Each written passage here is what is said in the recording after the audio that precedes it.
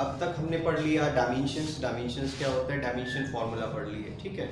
तो dimension formula पे किस तरह के क्वेश्चंस आएंगे आपके कॉम्पिटिटिव में, चाहे वो नीट हो चाहे वो जेडब्ल्यू। तो सबसे पहला मैं आपको बता दूं प्रोसीजर क्या रहेगा। हम क्या करेंगे, इजी से शुरुआत करेंगे, इजी थोड़ा टफ में लेवल को हाई करते जाना है, ठीक है, क्योंकि बेसिक हमें सबसे पहले स्ट्रॉन्ग करना है। जैसे कुछ क्वेश्चंस में डिस्कस कर रहा हूँ, मैं फर्स्ट क्वेश्चन की बात कर लूँ। कॉम्पिटिटिव में देखो लेवल के अकॉर्डिंग मैं क्वेश्चन बता रहा हूँ आपको किस तरह से।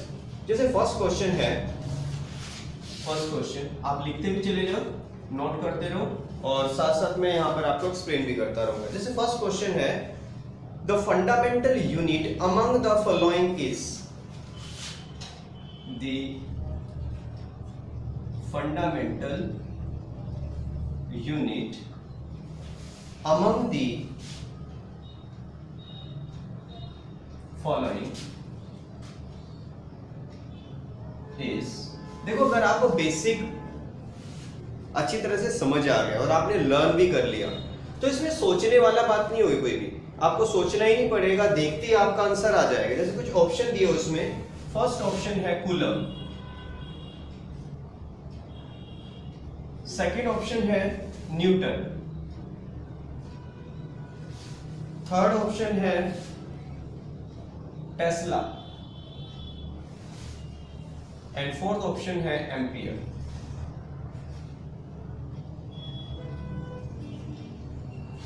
ठीक है, तो आपने एसआई सिस्टम पढ़ा। एसआई सिस्टम में हमारे पास 7 बेस फिजिकल क्वांटिटीज हैं, तो उनकी 7 बेस यूनिट्स हैं, तो फंडामेंटल यूनिट्स हैं। तो उनमें से कोई इनमें से नजर आ रहा है आपको? Ampere the unit of current. तो बेसिकली यहां पर हमारा जो, देखो बाकी आपने कई बार क्या है, जैसे कि आपने 10th में पढ़ा, 10th में आपने चार्जेस भी पढ़े हैं, चार्जेस के बारे में पढ़ा हुआ है, इलेक्ट्रिसिटी वाला चैप्टर आपने पढ़ा है, आपने मैग्नेटिक फील्ड वाला चैप्टर भी पढ़ा है, ठीक है। 10th बेस पे भी इसको याद रखा जा सकता था अगर आपने 10th में अच्छी तरह से पढ़ा हुआ है। बट अभी जैसे आप 11th में हो, तो अभी आप जस्ट मैकेनिक्स पढ़ रहे हो, तो इसमें देखो coulomb is the unit of charge, Tesla is the unit of magnetic field, and Newton is the unit of force. तो यहां पर ampere the unit of current, and current is the fundamental quantity, ठीक है। तो आपका answer होना चाहिए ampere, ampere is the fundamental unit, this is the. तो देखो बिल्कुल बेस मैंने क्या किया, बिल्कुल इजी रखा है, ताकि आपको अभी स्टार्टिंग में थोड़ा कॉन्फिडेंस बिल्डअप हो जाए, ठीक है। Now the second question is, हम डायमेंशंस कर रहे हैं, बट अभी थोड़ा सा मैं यूनिट वाला पार्ट भी ले रहा हूं, ठीक है, ताकि आपका थोड़ा सा बेसिक स्ट्रांग हो जाए, ठीक है। उसके बाद फिर हम चलेंगे आगे।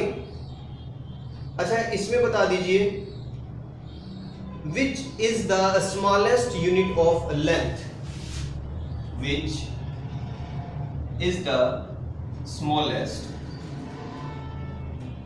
unit of length।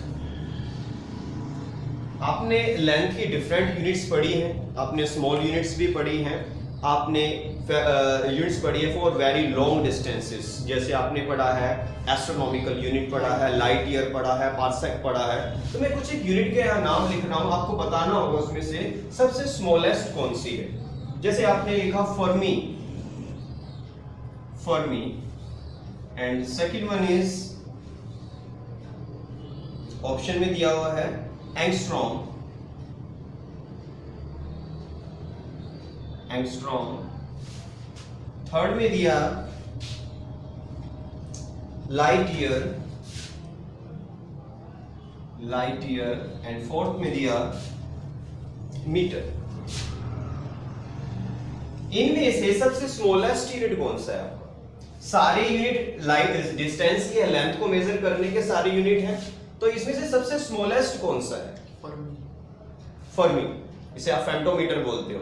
This is 10 to the minus 15 meter. This is 10 to the minus 10 meter. This to power 15 meter, and it is meter. तो इसमें जो सबसे छोटा स्मॉलेस्ट है that is Fermi, ठीक है। तो बेसिक स्ट्रॉन्ग है, मैंने बोला कि बड़ा इजीली आप इसे सॉल्व कर लोगे। तो थर्ड क्वेश्चन पे आ जाते हैं। Third question, which of the following has no units? Which of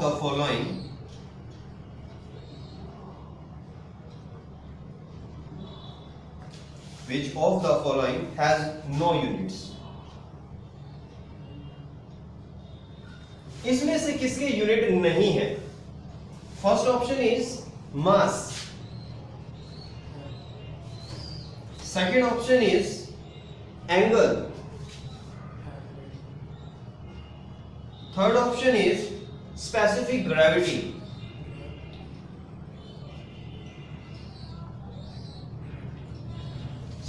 gravity, and the fourth option is the pressure.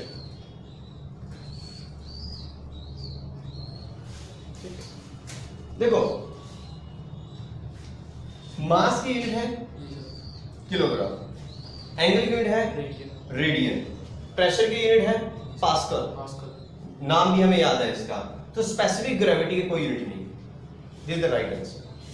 तो आपको दो तरह से याद रखना पड़ेगा, या तो आप ये देख लो कि किसके यूनिट हैं, ठीक है, तो आपको पता चल जाएगा, क्योंकि देखो कुछ ऐसी क्वांटिटीज भी हैं जो आपने अभी तक पूरी तरह से नहीं समझा है। प्लस वन में आते ही आपने सारी डायमेंशन थोड़ी रट ली होंगी, तो कुछ ऐसी डायमेंशंस भी होंगी जो आप बीच बीच में क्वेश्चंस में देखोगे।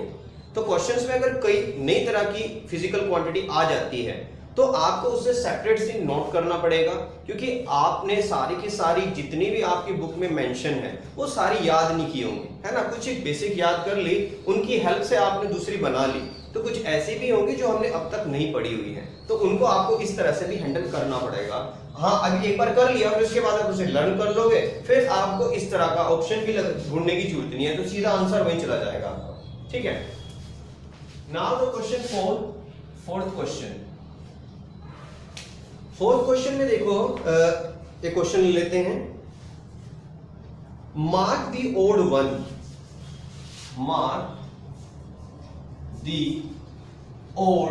वन, मीन्स जहां आपको कुछ ओड लग रहा है, ओड का मतलब है कुछ रिलेशन नहीं मिल रहा उनके बीच में, थोड़ा ओड नजर आ रहा है। जैसे first one is energy, second one is work, third one is torque, and the fourth one is force. कौन सा थोड़ा और नजर आ रहा है? फोर्स नजर आ रहा है। क्यों आ रहा है आपको नजर? Energy is equal to work, और टॉर्क के अंदर भी वर्क आता है, इसलिए नहीं, टॉर्क के अंदर वर्क नहीं आता। आप ऐसे बोल सकते हो इनकी सबकी डायमेंशंस एक जैसी हैं। Work, energy and torque same dimensions हैं और इसकी अलग है, तो इस तरह से थोड़ा ओड है। क्लियर हो गया? Fifth question,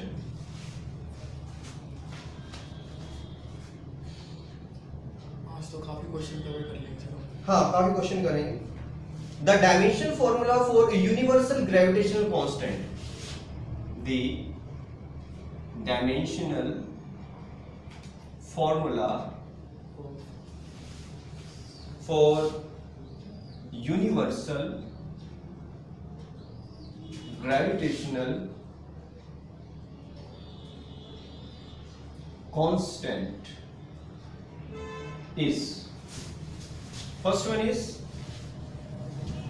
m minus 1 L3 T minus 2. This is first option, and the second option is m minus 1 L minus 3 and T2. Third option is m minus 1 L3 T2, repeat तो नहीं हुआ कोई? ठीक है।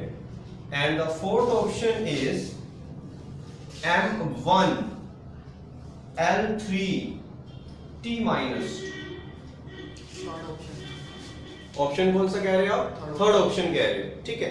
अगर आपने याद कर लिया है तो आपका आंसर बिल्कुल सही एग्जैक्ट आप लगा सकते हो, मगर कई बार डाउट हो जाता है, माइंड में डाउट आ जाता है, तो आपको देखो स्टार्टिंग में आपको थोड़ा सा टाइम लगेगा, मगर जब आपको प्रैक्टिस हो जाएगी और आपके बेसिक स्ट्रॉन्ग हो जाएंगे तब आपको ये सब प्रोसीजर करने की जरूरत नहीं है।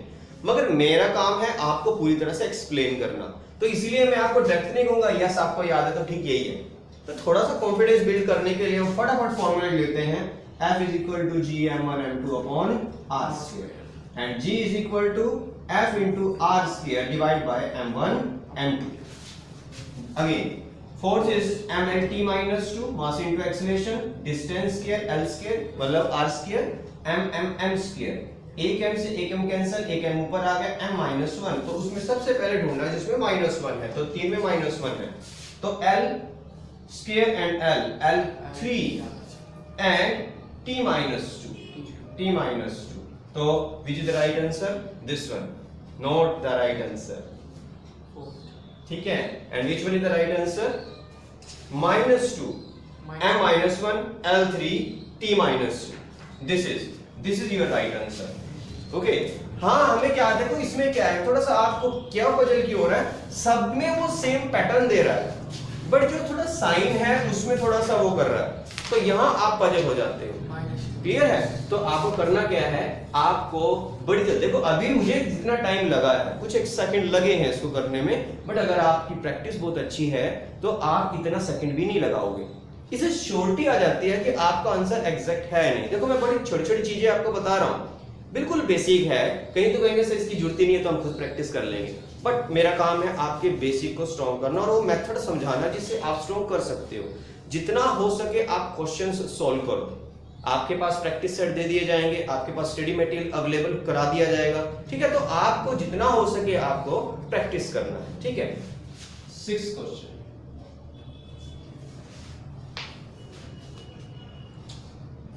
Okay, next question is the dimensional formula for pressure is. The dimensional formula for pressure is. जो आपके नोट्स बने उसमें आपको चेक नहीं करना, आपको जस्ट फॉर्मूला हिट करना है माइंड के अंदर. ठीक है, पहले ऑप्शन लिख लेते हैं, फिर अचानक देखते हैं कि कितनी जल्दी कर पाते हो. M1 L1 T minus 2. Second one is M1 L2 T minus 2. And third one is M1 L minus 1 T minus 2. And the fourth one is M1 L minus 1 T minus 1. ठीक है, कौन सा ऑप्शन कहना चाह रहे हो? Fourth option कहना चाह रहे हो. ठीक है, वेरी गुड. आपको पता है pressure is equal to force upon area. m lt minus 2 mass into acceleration upon l square. l से l गया, अगर यहां देखो -2 लगा हुआ है, आपने जिसमें बोला उसमें -1 लगा हुआ है. पहली बात तो यहां पकड़ी गई है, तो सीधा की सीधा आ जाएगा m l minus 1 t minus 2.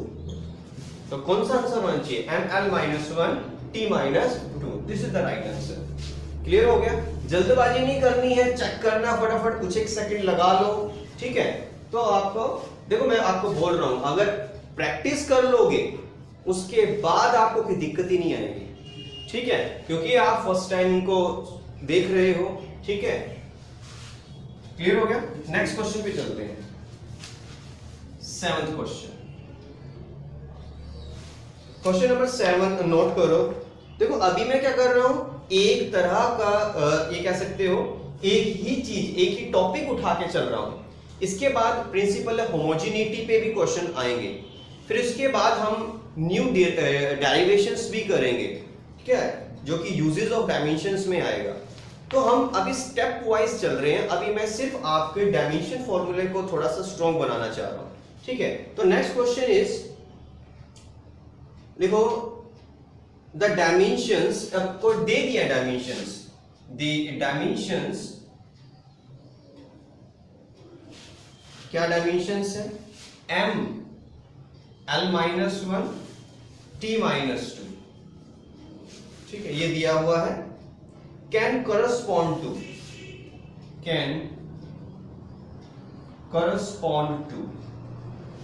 ठीक है, तो किसकी ये डायमेंशन हो सकती हैं? लिख रहा है moment of,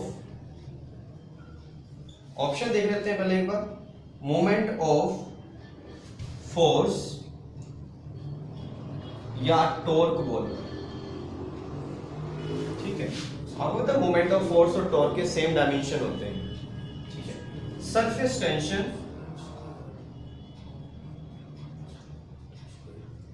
and third one is pressure, इतना मैं लिखने में टाइम ले रहा हूं तो आपका आंसर माइंड में आ चुके होंगे। कोएफिशिएंट ऑफ विस्कोसिटी, प्रेशर आपका आंसर है प्रेशर। इससे पहले भी हम प्रेशर का कर चुके हैं, ठीक है, आपको कैसे रिपीट होगा, कोई बात नहीं, रिपीट हो रहा है, हमें तो माइंड को घुमाना है, जिस भी तरह के क्वेश्चन करने हैं हमें तो घुमा फिरा के वही करने हैं। 8th क्वेश्चन, ओके, हमें क्वेश्चन नहीं लिखना, क्वेश्चन लिखने में टाइम वेस्ट हो रहा है, तो हम अपने मेन पार्ट पे चलते हैं। क्वेश्चन आप सुन लेना, बाद में लिख सकते हो। तो क्वेश्चन है डायमेंशनल फॉर्मूला, एक दिया हुआ डायमेंशन फॉर्मूला Ml2T-3, देखते ही माइंड में हिट हो रहा है, मेरे देखा हुआ नजर आ रहा है। रिप्रेजेंट्स, ये किसका डायमेंशन फॉर्मूला हो सकता है? कहता है या ये फोर्स का है, कहते हैं क्या ये पावर का है, क्या ये एनर्जी का है, और it can be of work. किसका हो सकता है? वर्क का डायमेंशन फॉर्मूला होता है Ml2T-2, पावर का फॉर्मूला। एनर्जी का वर्क का सेम हो गया, फोर्स का Ml2 होता है, दैट इज पावर, जिसका formula Ml2T-3, work upon time, T ऊपर चला जाएगा तो -3, that is the dimension formula of power, right answer. 9th question, write down, आप नोट भी कर सकते हो। क्वेश्चन है which of the following pair has the same dimensional formula, has same dimensional formula, इनमें से किसका डायमेंशन फॉर्मूला सेम है? मैं कुछ पेयर्स लिख रहा हूं। First one is energy, energy density, not energy density and strain. Energy density is energy per volume, energy by volume, that is energy density. Second, strain आपको पता ही है, change in dimension, original dimension. Linear momentum and torque. Third one is linear impulse, simple impulse की बात कर रहा है वो, impulse and energy, and the last one is torque and heat, torque and heat. वैसे हीट क्या है? Heat is the form of energy, ठीक है। तो पहले तो हमें तो, मेरे को तो देखते हुए पता चल गया है, आपको क्या हीट हो रहा होगा? लीनियर मोमेंटम होता है मास इनटू वेलोसिटी, Mlt-1, और इसके बाद लिखा हुआ है टॉर्क, और टॉर्क होता है Ml2T-2, ठीक है। सारे कर लेते हो, फिर मैं एंड पे आंसर पे आऊंगा। एनर्जी डेंसिटी, एनर्जी Ml2T-2 मतलब L3 वॉल्यूम, तो स्क्वायर कैंसिल, ऊपर गया Ml-1T-2, ये तो आ गया आपका किसका? एनर्जी डेंसिटी का। स्ट्रेन के क्या होते हैं? कोई यूनिटी नहीं होते, डायमेंशन नहीं है, डायमेंशन लेस है, तो मैच तो करेगा ही। यहां जाता है इंपल्स मोमेंटम के बराबर होता है, आपने पढ़ा हुआ है, ठीक है, impulse is change in momentum. तो Mlt-1 momentum mass into velocity, and torque ml, कहां पे आ गए थे हम? यहां एनर्जी Ml2T-2, मैच नहीं करेगा, लास्ट बचा, लास्ट आंसर है। Torque and energy, torque Ml2T-2 and heat is the energy, तो Ml2T-2, that is the right answer. Torque और एनर्जी लिखो सर, या हीट? तो आंसर में टॉर्क एंड एनर्जी या हीट? टॉर्क जो दिया हुआ है हम नहीं बदल सकते, टॉर्क एंड हीट ये दिए हुए। Next question is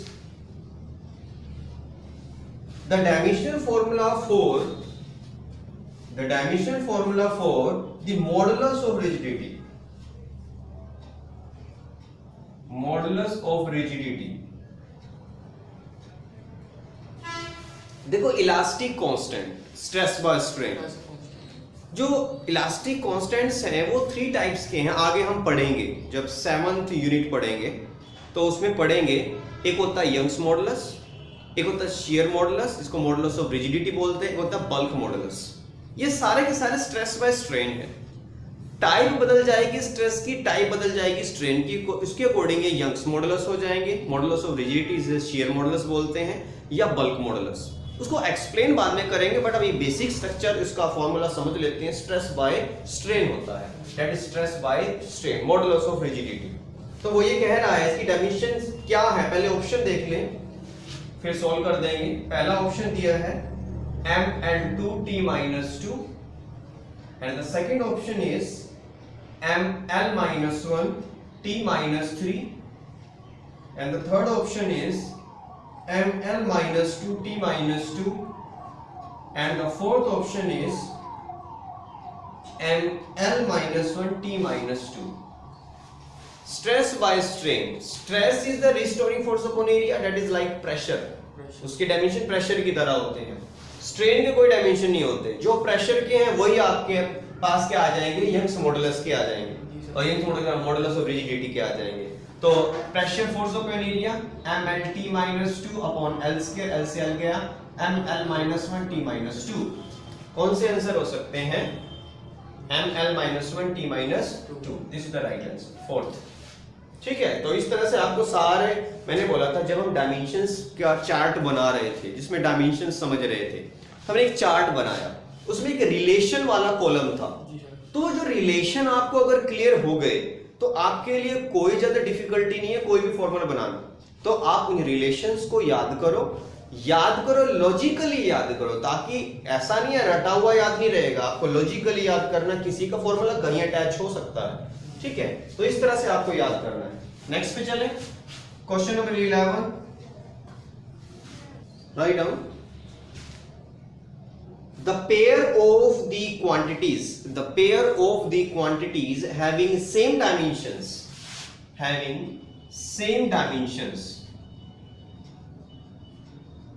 the pair of the quantities having same dimensions, पहला है displacement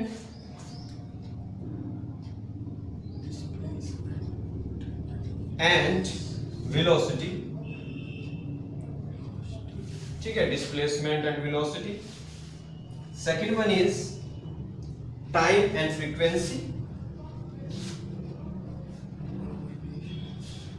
देखो ये जो क्वेश्चंस हैं बड़े अच्छे एक तरीके हैं आपके सारे डायमेंशन फॉर्मूला को याद रखने के, कि जितने ज्यादा क्वेश्चन अटेम्प्ट करोगे उतना ज्यादा आप इन डायमेंशन फॉर्मूला को याद कर पाओगे। Third one is wavelength and focal length,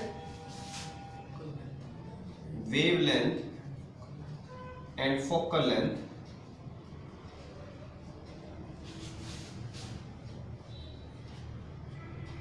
and force and acceleration. Last one is force acceleration. One by one सबकी बात कर लेता हूं। Displacement is the distance and velocity is the displacement upon time, not same. Time and frequency. Frequency is the number of vibration in given time, that is time inverse, not same. Wavelength is a length of one wave, that is a length, that is distance. And the focal length is the distance of focus from the optical center, or in the case of mirror from the pole. Clear हो रहा है? जब आपने 10th class standard के अंदर आपने पढ़े होंगे मिरर्स पढ़े होंगे, आपने लेंसेज पढ़े होंगे, तो जो फोकस पॉइंट है at which the all rays concentrate in the case of convex lens and appear to diverge in the case of concave lens, तो वो आप बेसिक आपने पढ़ा होगा।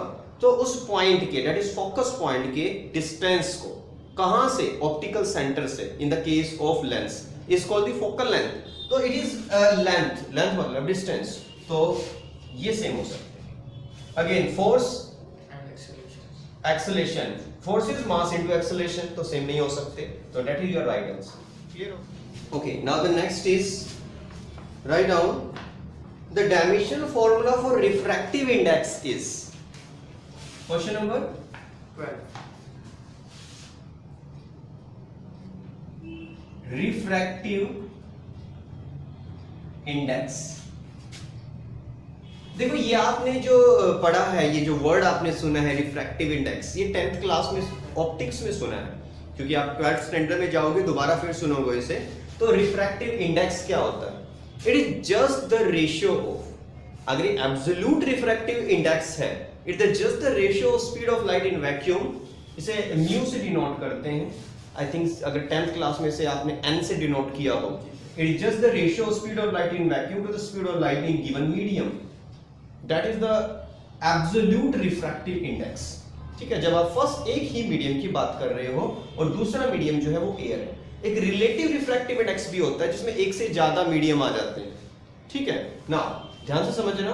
c LT-1 डायमेंशंस एक वेलोसिटी है, दिस इज LT-1 कैंसिल हो गए, तो इससे कोई डायमेंशन नहीं होते। ऑप्शन मैंने लिखे नहीं है, आंसर बता रहा हूं।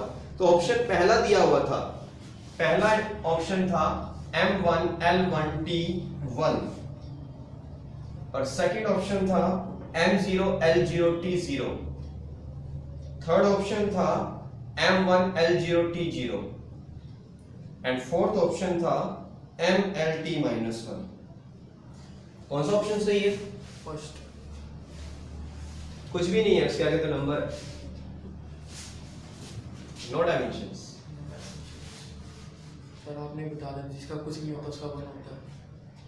Anything raised to power 0 is 1, तो आपने 1 यहां बोल दिया ना, इसके ऊपर 1, इसके ऊपर 1, इसका मतलब है इसमें यहां कुछ भी नहीं है, तो आप इसे 1 को ऐसे लिख सकते हो M0 L0 T0, जिसका मतलब होगा 1। क्लियर हो गया? Okay, now the next question.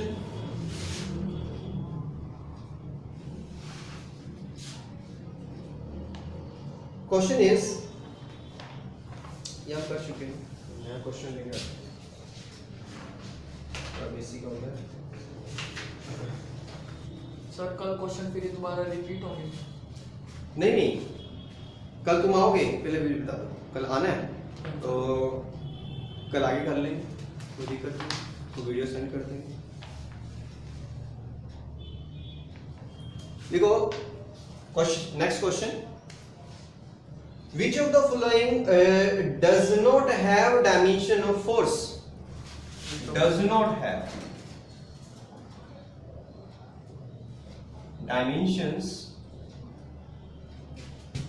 of force, मतलब इनमें से किसकी डायमेंशन फोर्स की डायमेंशन के जैसी नहीं है। ठीक है, तो ऑप्शन पहला है wait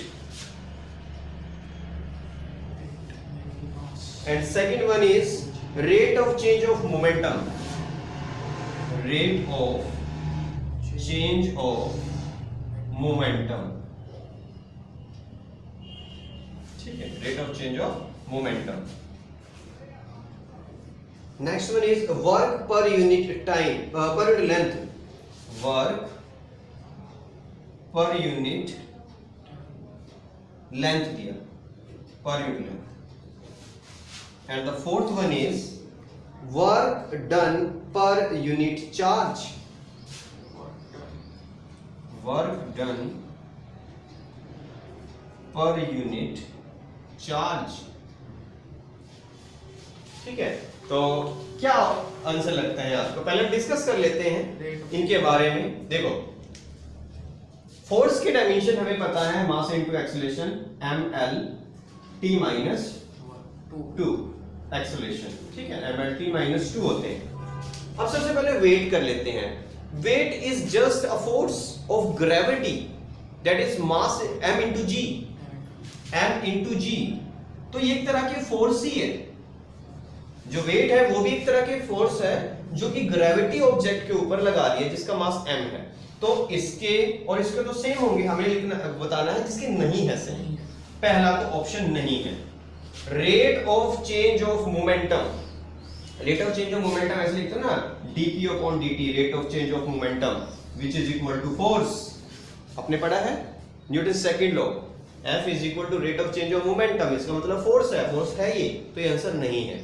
next is work per unit length, work ML2T-2, upon length, length से लेंथ गया तो ये क्या बन गया, मास into acceleration, that is force.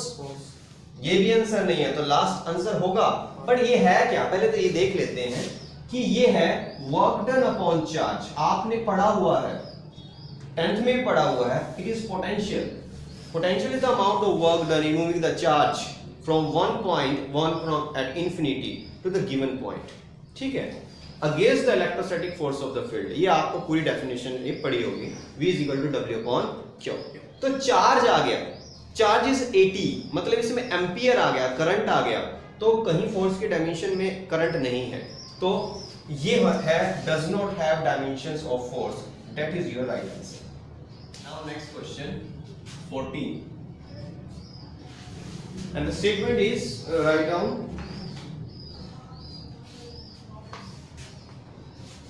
which of the following is a dimensional constant, dimensional constant, dimensional constant, ठीक है, तो डायमेंशनल कांस्टेंट बताना है, ऐसा कांस्टेंट जिसके डायमेंशन है। तो first one is magnification, magnification, देखो आपको ऑप्टिक्स भी आ रहा है इसके अंदर, magnification. Second one is relative density, relative density, and the third one is gravitational constant,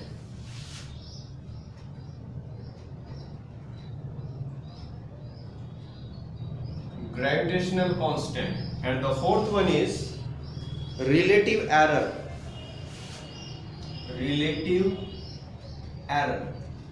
देखो इसमें से कुछ ऐसी चीजें हैं जो आपने नहीं पढ़ा हुआ है। देखो सबसे पहली बात मैग्निफिकेशन, ये आपने 10th में पढ़ा है, मैग्निफिकेशन को m से डिनोट करते हो, it is basically the ratio of size of image to the size of object. तो that is height, that is distance, that is distance, distance by distance is equal to 1, ठीक है। तो ये dimensional तो नहीं है, तो डायमेंशन लेस है, then this is not right answer. Relative density, what is relative density? Relative density is just the ratio of density of liquid, किसी भी लिक्विड जिसकी डेंसिटी आपको फाइंड करनी है, डेंसिटी ऑफ लिक्विड, आप नोट कर लेना इस चीज को, जो चीज नहीं है उसे नोट करना है, density of liquid divided by density of standard. देखो अगर लिक्विड की डेंसिटी निकालनी है या सॉलिड की निकालनी है तो स्टैंडर्ड के लिए आपको लेना है वाटर। अगर आपको गैस की रिलेटिव डेंसिटी निकालनी है, ठीक है, तो या रिलेटिव डेंसिटी दे रखी है किसी गैस की, तो आपको फॉर्मूला लिखना है density of gas divided by density of air. Air को स्टैंडर्ड के लिए लेना है, गैस के केस में एयर को स्टैंडर्ड लेना है, और लिक्विड और सॉलिड के केस में आपको वाटर को स्टैंडर्ड लेना है।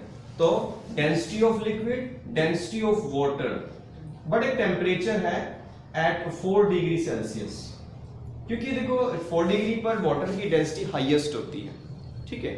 नाउ तो density mass upon volume, density mass upon volume दोनों कैंसिल, नंबर बचा सिर्फ, so it is not a dimensional constant, ये डायमेंशन लेस है।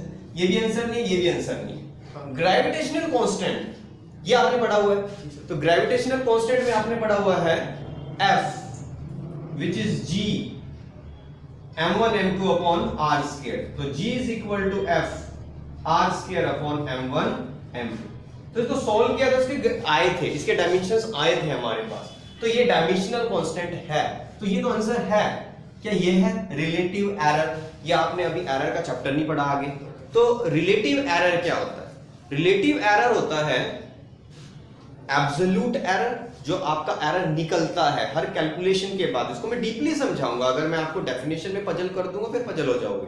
तो ये बेसिकली होता है एरर, जो एब्सोल्यूट एरर आपका निकलता है कैलकुलेशन में, डिवाइड बाय मीन वैल्यू। तो कोई भी चीज होगी, आप किसी भी चीज को मेजर करना चाहते हो, सपोज आप डिस्टेंस को मेजर करना चाह रहे हो, लेंथ को मेजर करना चाह रहे हो, तो मेजरमेंट में उसका जो एब्सोल्यूट एरर आया वो मीटर में आएगा, डिवाइड बाय ये भी मीटर में आए है, जो एब्सोल्यूट की वैल्यू है, मीन वैल्यू है, मीन वैल्यू भी इसकी मीटर में है, तो मीटर बाय मीटर। देखो ये क्वांटिटी पे डिपेंड करेगा आप कौन सी क्वांटिटी मेजर कर रहे हो, तो दोनों सेम रहेगी। तो आपका जो आंसर आएगा वो एक नंबर आएगा, तो इसका मतलब इसके कोई डायमेंशन बचेंगे नहीं, तो ये भी आपका क्या है, डायमेंशन लेस। तो डायमेंशनल में सिर्फ ये वाला आंसर है, that is your right answer. ठीक है, ओके। क्वेश्चन नंबर 15, क्वेश्चन है the focal power of a lens, simply लिखो power of a lens has the dimension, the power of lens has the dimensions, has the dimensions। ठीक है, power of a lens, फिर optics आ गया, फिर आपका 10th standard में जाना पड़ गया।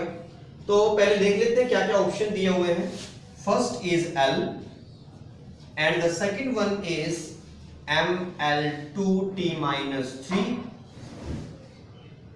and the third is LT-1 and the fourth is MLT-3।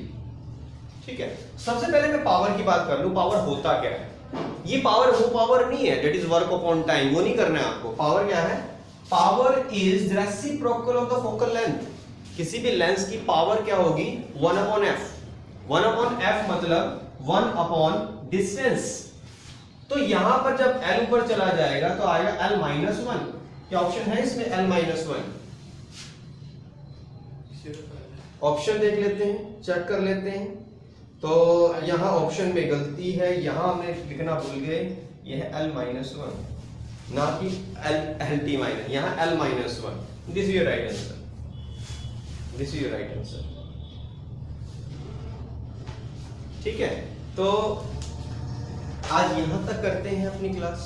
Actual में क्या है, हमारे पास टाइम कम है, क्वेश्चन बहुत ज्यादा है, तो आप देखो स्टेप वाइज आपको स्टडी करनी होगी। स्टेप वाइज का मतलब है पहले हम एक टॉपिक को पूरी तरह से समझेंगे, उससे रिलेटेड जितने कंसेप्ट्स हैं वो हम यहाँ पर समझेंगे, नोट डाउन करेंगे। जैसे हमारी क्लास चल रही है, हमारा जो बेसिक है, हमारा जो कंसंट्रेशन है, हमारा कंसंट्रेशन किसके ऊपर है, नीट के ऊपर।